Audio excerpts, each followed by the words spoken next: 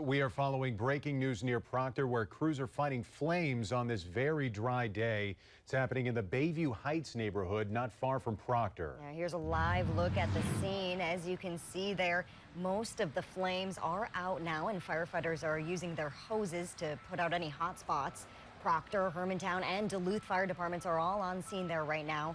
Fire spokespeople say they're having to use water tankers as there's not a lot of hydrant connections nearby. They also tell us one person was inside the garage at the time, but luckily no one was hurt. The garage is in a wooded area, as you can see, so that, along with the dry conditions, warm temps, and wind, likely aren't making the firefighters' jobs any easier. We'll keep following this story and bring you any updates as they come in. So let's talk with